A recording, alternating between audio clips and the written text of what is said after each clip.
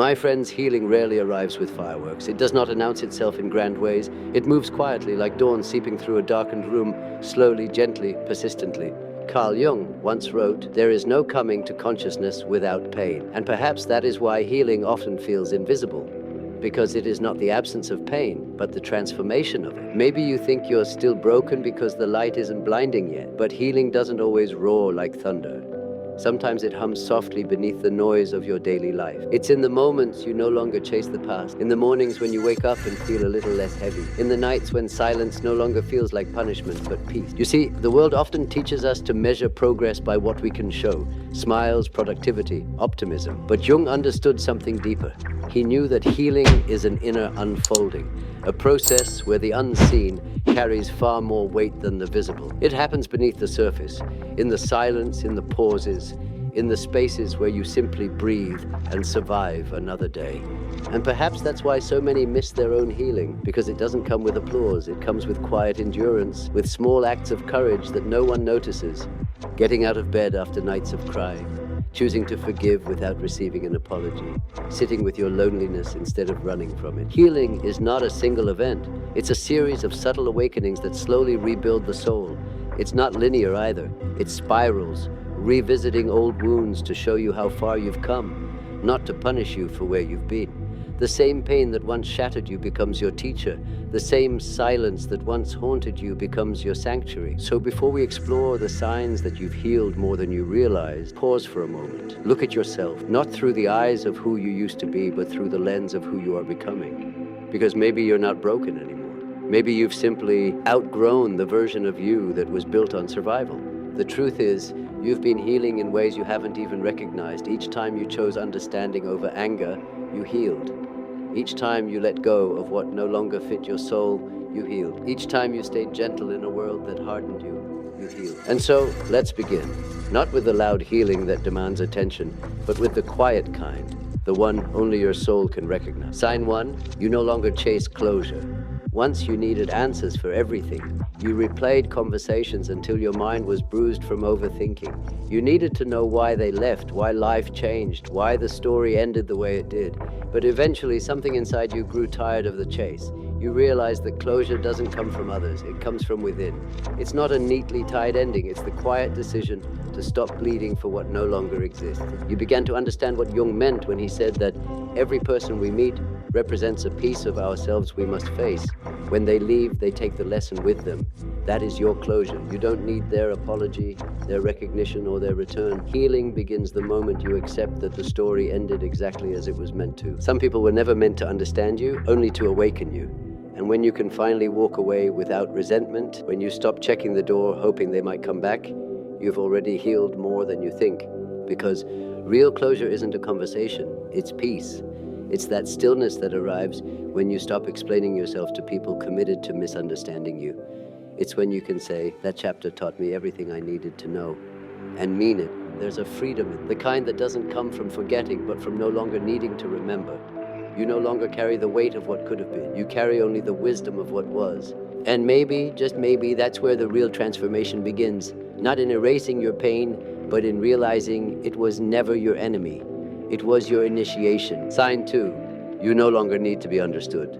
There was a time when being misunderstood burned like fire.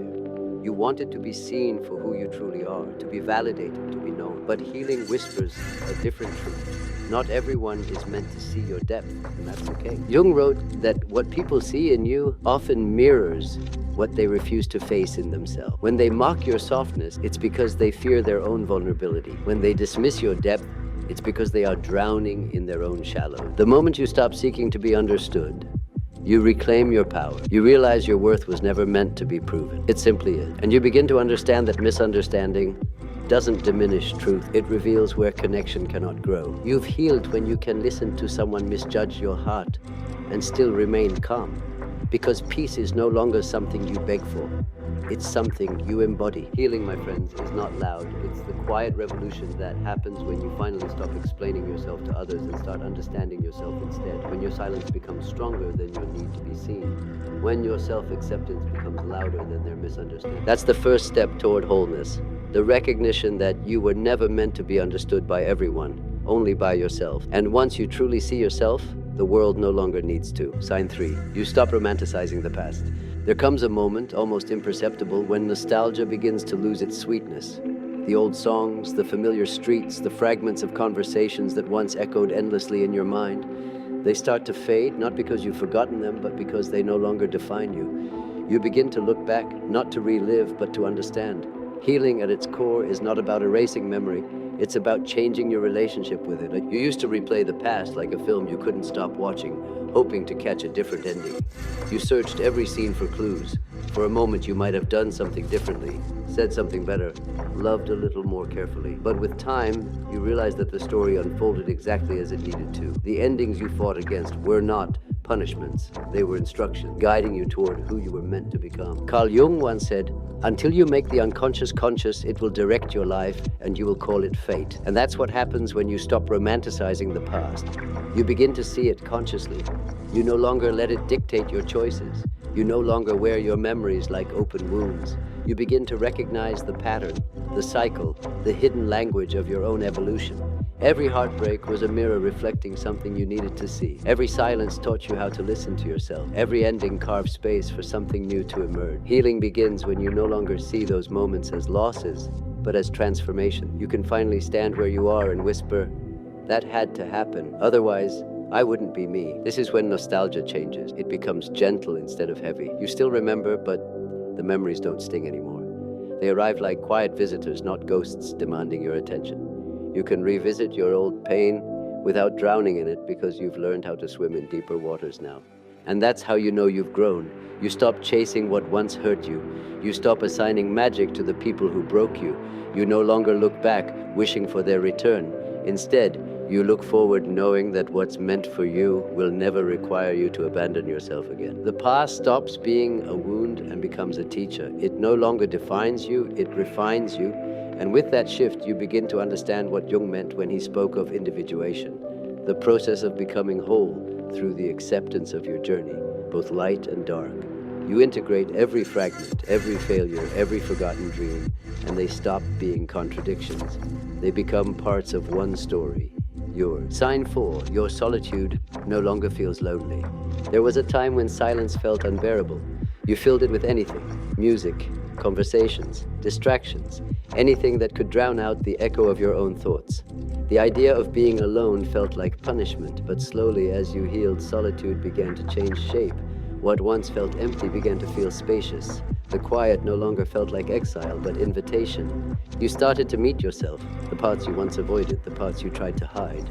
The voice that trembled with guilt, the ache that waited to be seen, the tenderness you mistook for weakness. You sat with them one by one, not to fix them, but to listen. And in that stillness, something profound happened. You began to feel safe within yourself. Jung believed that wholeness does not come from rejecting our shadow, but from embracing it. And solitude, when faced with courage, becomes the mirror where that embrace takes place. You begin to see the darker corners of your mind not as enemies, but as lost children waiting to be acknowledged. Each time you choose to stay with your discomfort instead of fleeing it, you grow closer to your center. There's a quiet beauty in reaching that point. You stop needing constant noise to feel alive. You no longer mistake solitude for loneliness because now it feels like presence, your own. You start to notice details you once missed. The way light shifts on your walls, the rhythm of your breathing, the stillness between thoughts. What used to be unbearable silence becomes sacred space. And in that space you start to heal not by doing, but by being. You realize that peace isn't something to chase. It's what remains when you stop running. You learn to forgive yourself in the quiet. You learn that your own company can be enough. That's when solitude transforms from emptiness into intimacy. It becomes a sanctuary, not a cell. You no longer fear being alone because you have met the one person who will never leave you. This is the turning point of true healing. It's subtle but powerful. The loneliness that once felt endless turns into connection. You don't need constant validation because your presence becomes your anchor. You don't crave distractions because your mind no longer feels like a battlefield. You've entered the home within yourself, the one you were always searching for in others.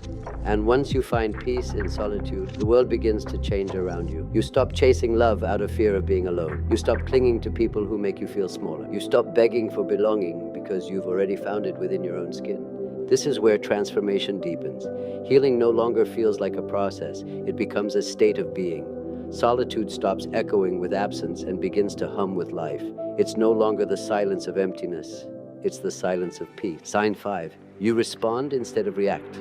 There was a time when every sharp word pierced straight through you, when a small rejection could make your chest ache for hours, when the silence of another felt like proof of your unworthiness. You lived as if the world were constantly testing your wounds, and every interaction had the power to reopen them. Back then, you reacted, instantly, instinctively, desperately, because your pain was still too close to the surface. But something changes when healing begins to take root. There's a subtle distance that appears between what happens to you and what rises inside you. You begin to notice the space between the event and your reaction, a pause so fragile that it almost feels sacred. In that pause, you begin to breathe. You begin to choose. It's not that you've become emotionless. It's that your emotions no longer control the steering wheel. You start to see them for what they are. Messages, not commands. Anger arrives, and you can listen to it without becoming. Fear visits, and you can comfort it without obeying it. Sadness comes, and you let it sit beside you until it passes. That's when you know healing has begun to turn into wisdom, when your emotions cease to possess you and start to serve you. Jung believed that emotional maturity begins the moment we stop being dominated by our unconscious feelings. To heal, he said, is to make the unconscious conscious, to bring light into the hidden chambers of the psyche where old wounds still whisper. And when that light enters, reaction turns into reflection. You stop needing to defend yourself at every perceived threat because you finally trust yourself. You stop trying to win every argument because peace matters more than being right. You start hearing what's behind people's words instead of what's on the surface. You realize that most cruelty comes from fear, that most judgment hides insecurity, that most distance is not rejection, but self-protection. When you respond instead of react, you're no longer moving from pain, you're moving from awareness. And that awareness is freedom. It allows you to stand in the middle of chaos and still feel grounded, to hear criticism and not collapse, to love without losing your center. This kind of calm isn't apathy, it's mastery, the mastery of your own inner world. Because healing doesn't mean you never get angry or hurt again. It means those feelings no longer dictate your behavior. You can hold them, study them, and let them go. You speak softer, not because you're weak, but because you no longer need to shout to be heard by yourself. That's the quiet revolution Jung described when he said that wholeness isn't achieved by cutting off parts of the self, but by integrating opposites. You've stopped exiling the parts of you that once frightened you, the jealous one, the fearful one, the angry one. You've invited them in, listened to them, understood their language, and once they're seen, they stop sabotaging you from the shadows. This is why, when someone tries to provoke you now, you no longer lose yourself. You can recognize what belongs to you and what doesn't. You can stand firm without aggression, soft without surrender. You've learned that control isn't about suppressing emotion, it's about staying conscious within it. And something else happens too. You begin to see the world differently. The people who once triggered you no longer have that power. The situations that once caused anxiety now invite reflection. You start to sense the patterns in your life, the lessons repeating themselves until you respond differently. You realize that life was never punishing you, it was mirroring you, trying to show you what needed healing. When you can pause before reacting, you've already broken the cycle. That pause is the proof of growth. It's the invisible sign that the unconscious has become conscious. It's the moment the shadow no longer drives you, it walks beside you. And in that space, something extraordinary emerges, compassion. Because now you understand how fragile everyone is, how often people act from their own pain without realizing it. You stop taking things so personally. You stop needing to match their chaos with yours. You begin to see that every reaction from another person is a reflection of their inner world, not yours. That's when forgiveness becomes possible, not as an act of surrender, but as an act of clarity. You forgive because you no longer wish to carry what was never yours. You forgive because peace feels better than control. This is one of the deepest signs of healing, the ability to stay rooted in yourself no matter what storm surrounds you. You may still feel the wind, still hear the thunder, but you no longer mistake it for danger. You've learned to trust your own grounding, to believe that no emotion can destroy you if you stay conscious within it. And so healing becomes less about fixing your life and more about learning to navigate it differently. The same events may happen, but your response is new. You are no longer the person who flinches, who fights, who flees. You are the one who breathes, observes, and chooses.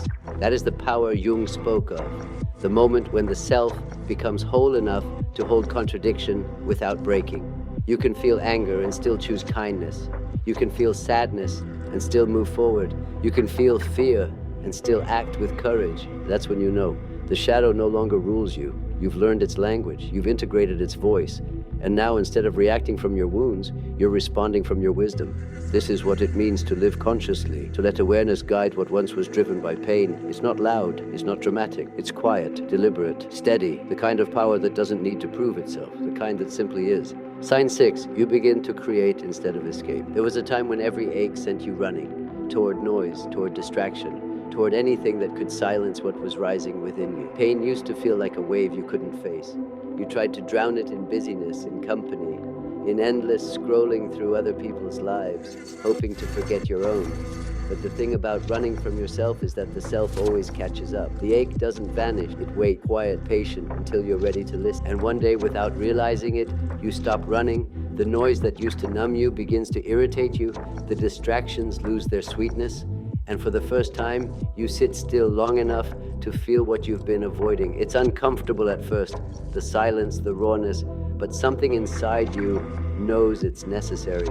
Because this time, you don't want to escape the pain, you want to understand it. That's the turning point. The moment pain stops being your punishment and becomes your material, you begin to notice that there's energy inside that ache, a strange kind of electricity that asks to be transformed. Instead of suppressing it, you start to express it. Some do it through writing, others through music, painting, movement, prayer, or silence itself. The form doesn't matter. What matters is that your suffering starts to find a voice. Jung called this process individuation, the journey of becoming whole through self-expression, through translating what was once unconscious into something that can be seen, shaped, and understood. Creation becomes the bridge between your shadow and your light.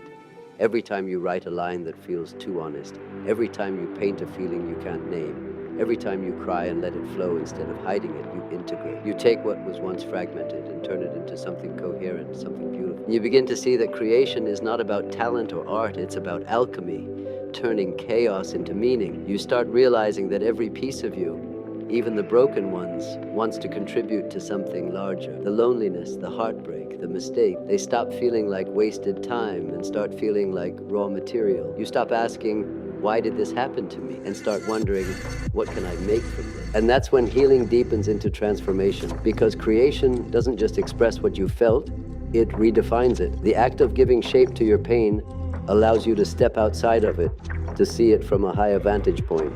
You begin to recognize that you are not your suffering. You are the one who can turn it into light. This is where the wound itself becomes the artist of its own rebirth. The energy that once fueled self-destruction begins to move in a different direction. You no longer break things just to feel alive. You build, you write, you nurture, you dream again. Slowly, your life stops being a reaction to pain and starts becoming a conversation with it. Creation becomes your dialogue with the unconscious. It's how you listen to the parts of you that have no words. It's how you reconcile what you couldn't understand. When Jung spoke of the self, the archetype of wholeness, he described it as the organizing principle that seeks harmony between all opposites within us. Every time you create instead of escape, you're allowing that inner self to lead. You're no longer divided between who you were and who you're becoming. You're building a bridge between them. And perhaps that's why your art or your quiet moments of reflection, your prayers, your journaling feel sacred, because they are. They are the language of the soul trying to translate its own mystery. Each time you express something true, you take back a piece of yourself that was once lost inside. Healing, then, becomes less about fixing and more about creating meaning. It's not about undoing what hurt you. It's about shaping it into something that serves you. That's why the people who've suffered the most often carry the deepest beauty.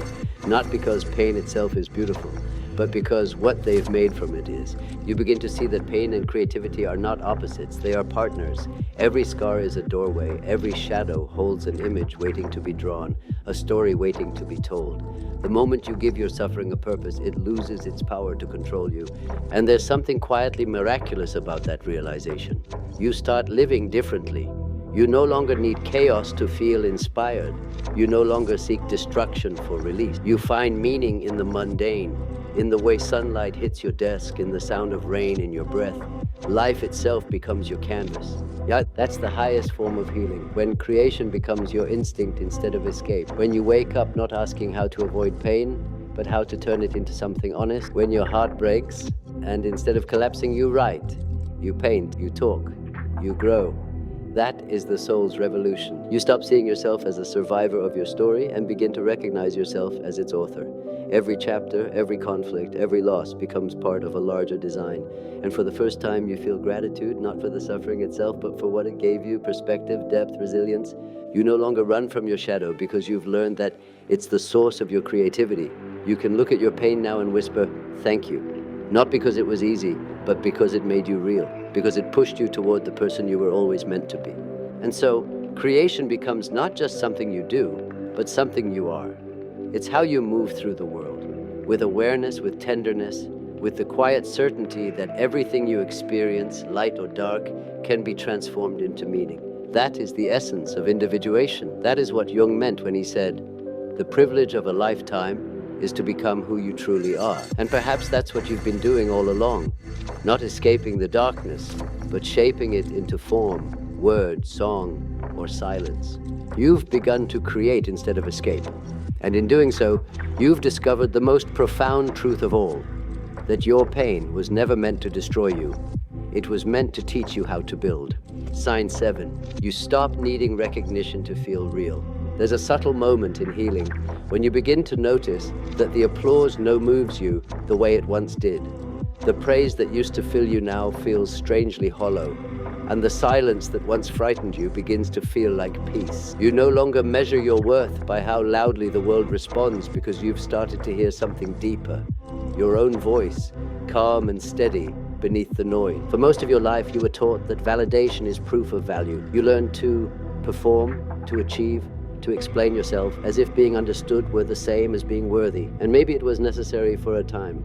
Perhaps that hunger for recognition kept you moving when you were too afraid to stop. But healing reveals something quieter, something far more enduring. Your worth has never depended on how visible you are to others. It depends on how present you are with yourself. You begin to see that attention is not the same as connection, that being admired is not the same as being known, that sometimes the truest moments of growth happen in private, unseen, uncelebrated. Jung once wrote that the privilege of a lifetime is to become who you truly are. And becoming who you truly are is an inner task, not a performance. It asks for silence, for solitude, for truth. 3 things the external world rarely rewards. But once you taste the authenticity of that inner life, the need to be noticed starts to dissolve. You begin to live from a different center. The small acts that no one sees, listening instead of arguing, forgiving without announcing it, showing kindness when it would be easier to withdraw, these start to feel like the real victories. You realize that recognition from others is fleeting, but recognition from the self is eternal. There's a beauty in becoming invisible in the right ways, not in shrinking or hiding, but in letting go of the need to be constantly seen. You move through the world quietly, deliberately. You don't explain your choices to those who wouldn't understand. You no longer chase approval because you've outgrown the emptiness that demanded. You start to sense that much of what we call success is just noise, a distraction from the deeper work of the soul. Healing redirects your attention inward. It teaches you to ask different questions, not do they see me, but do I see myself clearly? Not do they love me, but am I loving myself honestly? When those questions become your compass, external validation loses its grip. And paradoxically, that's when you begin to attract what's meant for you. The right people find you, not because you tried to impress them, but because your authenticity called to them. The right opportunities arrive, not because you chased them, but because you moved in alignment with what's true. You stop forcing, and life begins to flow. Jung believed that the self, the archetype of totality, seeks balance, not approval. It doesn't crave attention, it craves integration. Every time you choose peace over performance, you strengthen that inner self. You start to feel a quiet confidence that doesn't shout. You walk differently, speak differently, breathe differently, because you no longer need to be chosen. You already chose yourself. You start to find meaning in the invisible moment, washing the dishes mindfully, taking a walk without your phone, writing something you'll never post, smiling at a stranger without expecting anything in return. These small, ordinary acts become sacred because they are rooted in presence, not performance. They belong only to you. And that's where the real healing lives, in the unphotographed, unshared, unspoken spaces where you are fully yourself with no witnesses. When you can sit in your own company, feel at home in your body, and know you are enough without needing anyone to confirm it. That's freedom. That's wholeness. You begin to understand that recognition is a shadow of something deeper, belonging. But the belonging you were searching for was never external. It was internal. It was the soul's longing to belong to itself. Every time you sought approval, you were really asking, is it safe to be me? And now you can answer that question without hesitation. Yes, it is safe. You are safe. You no longer need to prove your transformation. You no longer need to be admired for your growth. The fact that you wake up, breathe, and move through the world with awareness is enough. The stillness you feel inside is the proof. And this is where healing matures. It becomes quiet dignity. You no longer argue. You no longer explain. You no longer compete. You understand that those who are meant to see you will recognize you, not through your noise, but through your presence. It's the same presence Jung described as the integration of opposites, the union of the conscious and unconscious, where you no longer need to perform goodness because you've embodied it.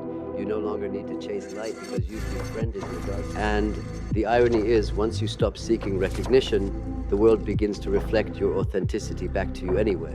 Not in grand gestures, but in moments of alignment, a conversation that flows effortlessly, an encounter that feels familiar, a sense of peace that settles without explanation. That's the universe's quiet applause.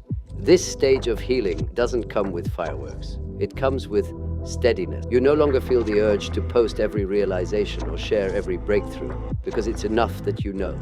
It's enough that you lived it. Your growth has become intimate, between you and life itself. You've stopped needing recognition to feel real, because you've remembered what's always been true. You were real long before anyone noticed. Sign 8. You stop confusing peace with emptiness. At first, when life starts to quiet down, it feels strange. The constant turbulence that once surrounded you, the drama, the chasing, the noise, suddenly begins to fade, and what remains feels almost like nothing. No rush, no tension, no familiar chaos to fill the space. You think, is this all? You mistake the absence of pain for the absence of meaning. But that stillness isn't nothing, it's peace. You just haven't learned its language yet. For so long, your nervous system was wired to intensity. You equated chaos with passion, anxiety with excitement, unpredictability with love. The quiet moments felt foreign because they didn't match the rhythm of your survival. You were used to walking on emotional cliffs, mistaking the dizzying height for depth. But when healing takes hold, it dismantles that addiction to intensity. It rewires your inner compass. And in that rewiring, peace can feel disorienting. This is the subtle grief of transformation, the mourning of a version of you that thrived in the storm. Jung would have called it the death of an old pattern, the dissolution of an identity built around conflict. The psyche resists peace at first because it confuses calm with danger. It whispers, something's missing, when in truth, something toxic has finally left. Healing asks for patience during that transition. It invites you to sit in the quiet long enough to see that peace isn't hollow, it's full. It's filled with clarity, with presence, with the texture of reality itself. The moments that once felt uneventful begin to shimmer. The slow mornings, the unremarkable afternoons, the sound of your own breathing. Life stops being a constant performance and starts becoming an experience. There's a particular courage in learning to live without emotional turbulence. It means facing the parts of you that only felt alive when there was struggle. It means no longer chasing the adrenaline of suffering to feel significant. You realize that drama isn't passion, it's distraction, a way to avoid the deep work of stillness. Peace doesn't shout, it doesn't demand attention. It settles quietly, like dust after a storm. And only when the air clears do you see what's really there. The simplicity of existence, the softness of now. Jung understood this as integration. The moment when opposing forces within you stop fighting for control and begin to cooperate. You stop swinging between extremes because the center finally feels like home. That's why many people resist healing unconsciously. They fear the quiet that follows it. They've lived so long with noise that silence feels threatening. But when you learn to rest inside that quiet, you realize it's not empty, it's spacious. There's room now for thought, for creativity, for connection. Space for your soul to stretch without resistance. This peace is not fragile. It doesn't depend on perfection. It's not the absence of difficulty. It's the presence of stability. It's the understanding that life will still bring storms, but you are no longer defined by them. You can watch them arrive, knowing they will also pass. The most profound part of this stage of healing is the shift from reaction to observation. When something goes wrong, your first instinct is no longer panic, but curiosity. You ask, what is this trying to show me? Instead of, why is this happening to me? That small change is the mark of transformation, because now, instead of being swallowed by the waves, you are the ocean itself, vast, aware, unshaken. Peace, you discover, is not boring. It's the purest form of strength. It's what remains when the performance ends and you're finally yourself. It's when you sit in the quiet and realize you don't need the noise to feel alive anymore. The space that once scared you now feels sacred. You stop reaching for old chaos. The people and habits that once kept you restless, they don't feel exciting anymore. They feel foreign, heavy, unnecessary. The version of you that once needed to be entertained by pain begins to dissolve. You start craving calm, clarity, truth.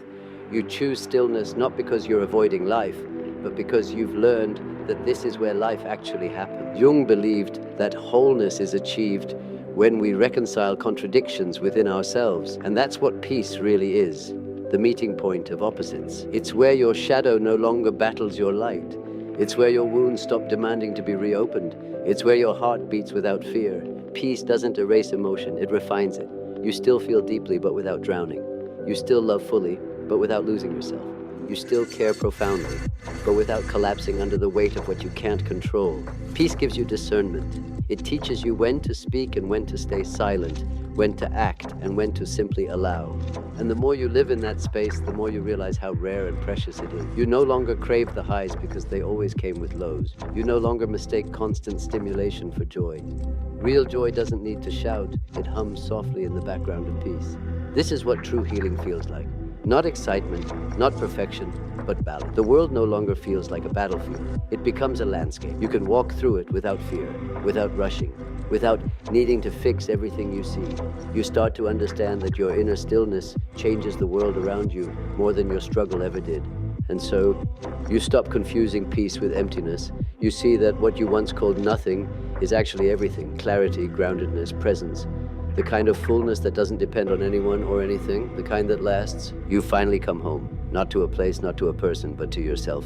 Sign 9. You begin to see love differently. It happens quietly, almost without your awareness. The way you love begins to change, not in intensity, but in intention. The kind of love you once knew was filled with need, with fear, with the quiet desperation of trying to be chosen. You used to mistake attachment for connection and attention for affection. But when you begin to heal, the texture of love softens. It becomes less about possession and more about presence.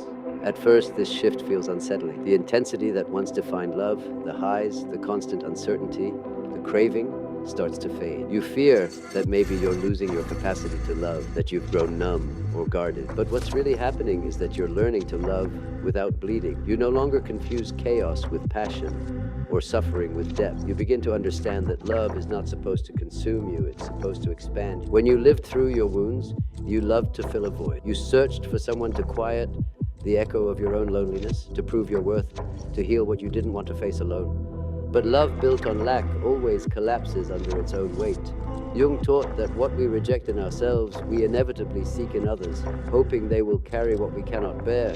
That's why old love felt so heavy, because you were trying to heal through another person. Real healing teaches you that love is not meant to complete you. It's meant to reflect you. It's a mirror, not a remedy. You stop asking love to rescue you because you've already rescued yourself. You stop needing someone to make you feel seen because you finally see yourself. And from that wholeness, a new kind of love emerges, one that doesn't grasp or demand, but flows naturally, quietly, freely. This is what healed love feels like. Calm, steady, rooted in truth. It's no longer a performance, it's an exchange. You give without losing yourself, you receive without guilt. You can hold space for someone's pain without making it your own. And you can walk away without resentment when love asks you to let go.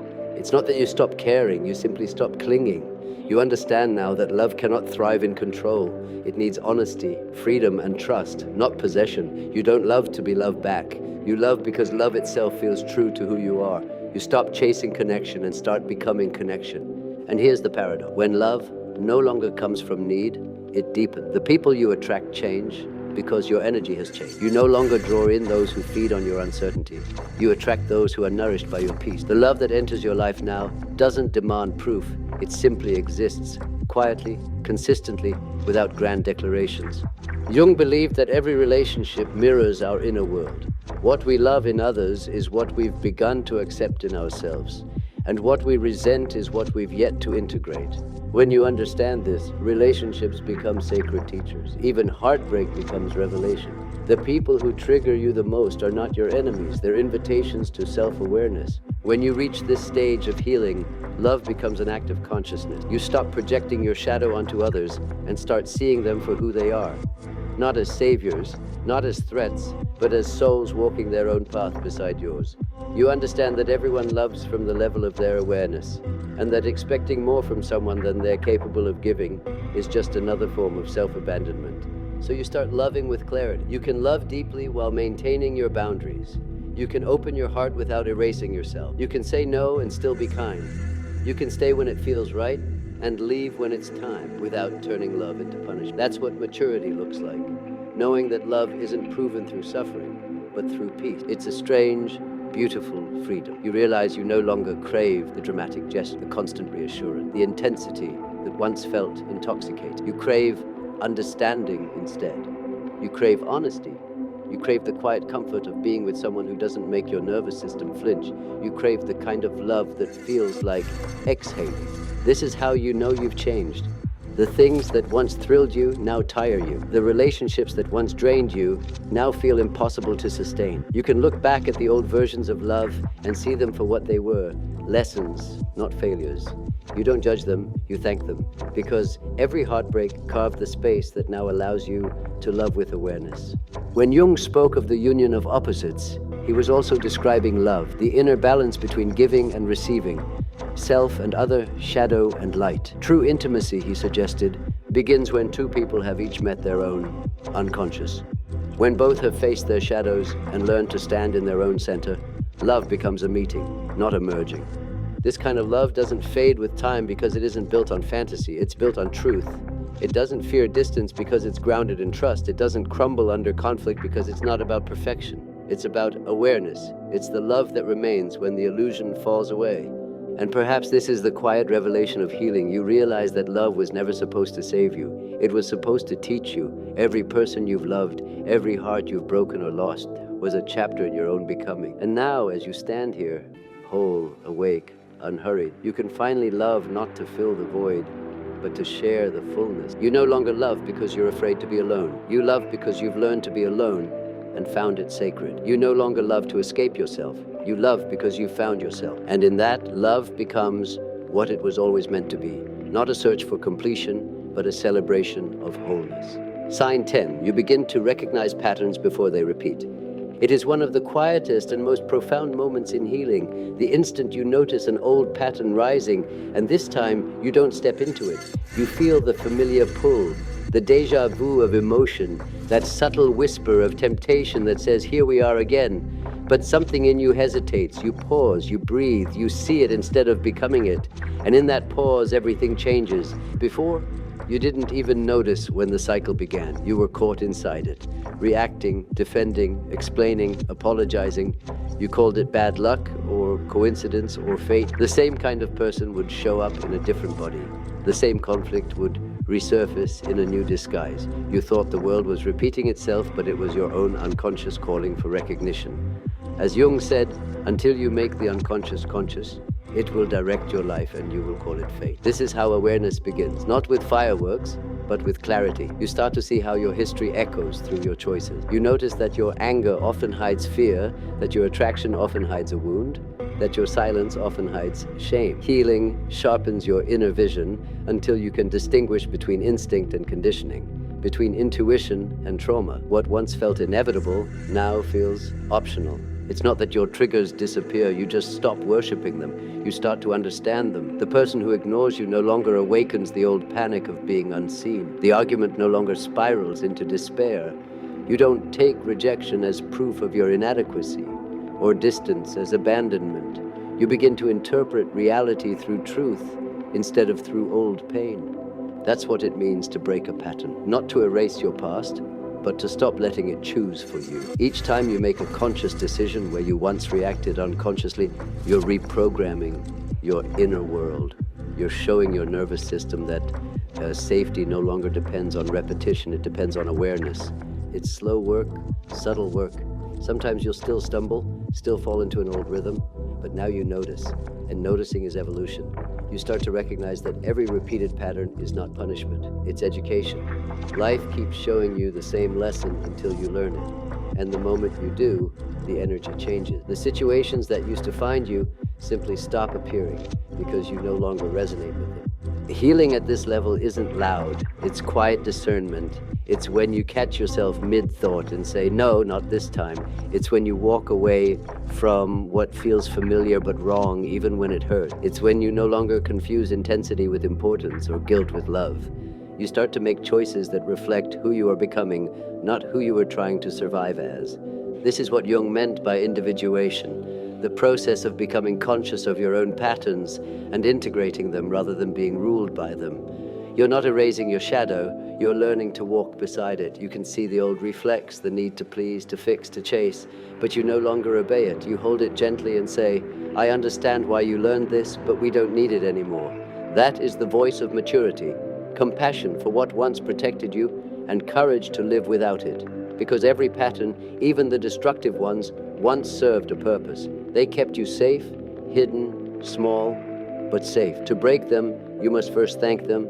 You must recognize that what once saved you is now suffocating you, and then choose differently. This stage of healing changes how you move through the world. You stop judging yourself for your past choices because you finally understand them. You stop blaming others because you see how everyone acts from their own level of awareness. Instead of asking, why do I attract this?